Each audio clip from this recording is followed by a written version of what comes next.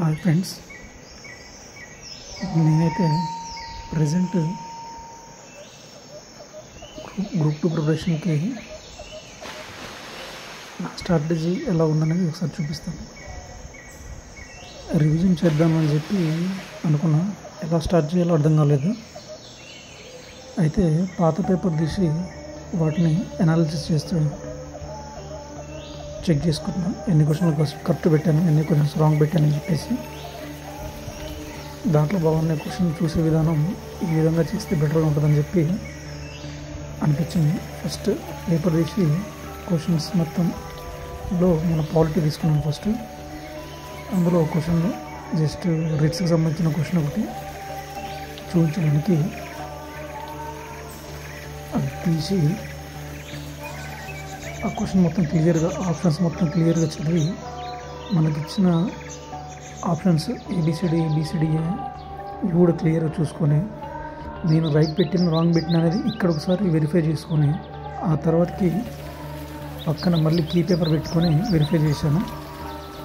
Website నుంచి key paper download చేసుకుని మాస్టర్కి and master question paper download చేసుకున్నాను. అది కూడా దాంట్లో వెరిఫై చేసుకొని, ఆ తర్వాతకి మనకి ఎక్కడ మైనస్ లాగా వచ్చింది అనేదాన్ని బుక్ తీసుకొని వెరిఫై చేద్దామని చెప్పి బుక్లో, అంటే మనం ఓల్డ్గా యూజ్ చేసిన బుక్స్ వాటినే మళ్ళీ కొత్త బుక్స్ యూజ్ చేద్దామన్న థాట్ అయితే రావట్లేదు.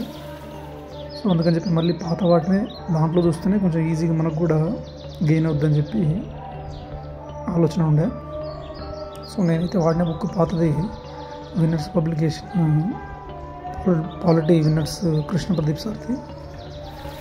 అది అప్పట్లో అయితే అది 2022లో తీసుకున్నాను.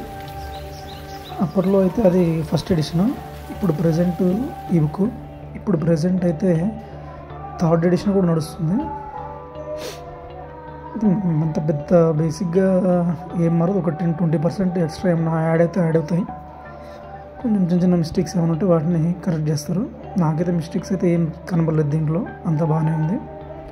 సో ఇప్పుడు అది రిట్కి సంబంధించినటువంటి క్వశ్చన్ కాబట్టి డైరెక్ట్ మనం రిట్కి సంబంధించినటువంటి మ్యాటర్ ఎక్కడైతే టాపిక్ ఉందో దాంట్లోకి వెళ్ళేసి, ఇప్పుడు రిట్స్ జనరల్గా ఎక్కడ మనకి ఫండమెంటల్ రైట్స్లో ఉంటాయి కాబట్టి ఫండమెంటల్ రైట్స్ని ఓపెన్ చేసి అందులో రిట్స్ని ఓపెన్ చేసి మళ్ళీ డీప్గా, అంటే మనకు వాడు క్వశ్చన్లో ఇచ్చింది జస్ట్ మాండమస్ రిట్ గురించి సంబంధించిన ఎక్స్ప్లెనేషన్ అయినప్పటికీ, సో మాండమస్ రిట్ అండ్ ఆ ఉన్నటువంటి 4-5 రిట్స్ ఏవైతే ఉన్నాయో వాటిని కూడా కలిపి ఒకసారి రివిజన్ లాగా చేస్తే ఏమంటే మళ్ళీ నెక్స్ట్ మనం ఏమైనా ప్రాక్టీస్ చేసేటప్పుడు ఈజీగా నెక్స్ట్ స్టెప్కి వెళ్ళిపోతుంది.